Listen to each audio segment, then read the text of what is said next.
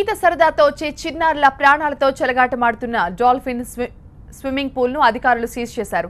హైదరాబాద్ శివార్లోని గాజుల రామారంలో ఎటువంటి భద్రతా ప్రమాణాలు పాటించకుండా డాల్ఫిన్ స్విమ్మింగ్ పూల్ ని నిర్వహిస్తున్నారు యజమానులు.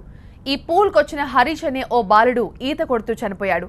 ఈ ఘటన ఇప్పుడు తీవ్ర కలకలం రేపుతోంది. టీఆర్ఎస్ ఎమ్మెల్యే వివేకానంద కూడా ఘటనా స్థలానికి వచ్చి నిర్వాహకులపై చర్యలు తీసుకోవాలని అధికారులను ఆదేశించారు. పేరెంట్స్ కన్నీరు మున్నీరుగా రోధిస్తున్నారు. ముమ్మాటికి స్విమ్మింగ్ పూల్లో నిర్వహణ లోపాల వల్లే తమ బాబు చనిపోయాడని ఆరోపిస్తున్నారు.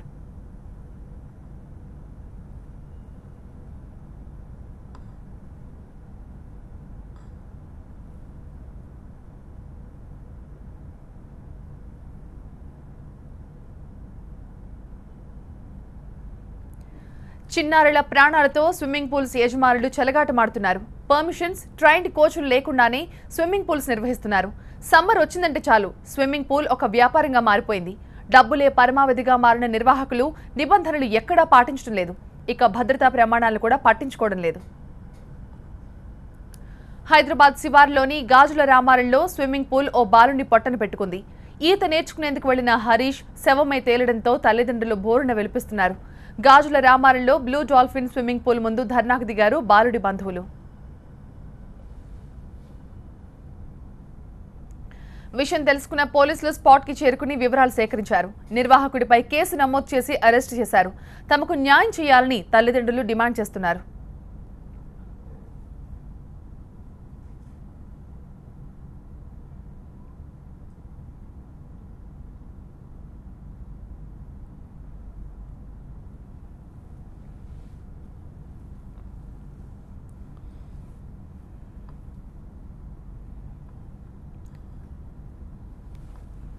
దీనిపై మరింత సమాచారం మా ప్రతినిధి నరేష్ అందిస్తారు. నరేష్,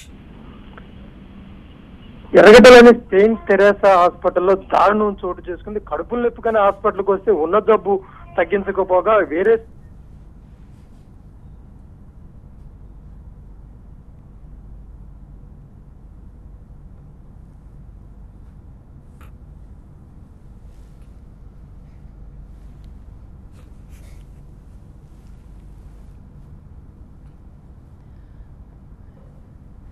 ఈత సరదాతో వచ్చే చిన్నారుల ప్రాణాలతో చెలగాటమాడుతున్న డాల్ఫిన్ స్విమ్మింగ్ పూల్ ని అధికారులు సీజ్ చేశారు.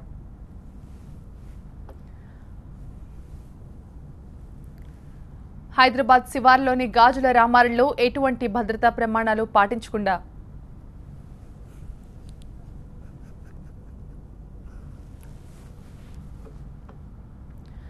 డాల్ఫిన్ స్విమ్మింగ్ పూల్ ని నిర్వహిస్తున్నారు యజమానులు. ఈ పూల్ కొచ్చిన హరీష్ అనే ఓ పిల్లాడు ఈత కొడుతూ చనిపోయాడు. ఈ ఘటన ఇప్పుడు తీవ్ర కలకలం రేపుతోంది.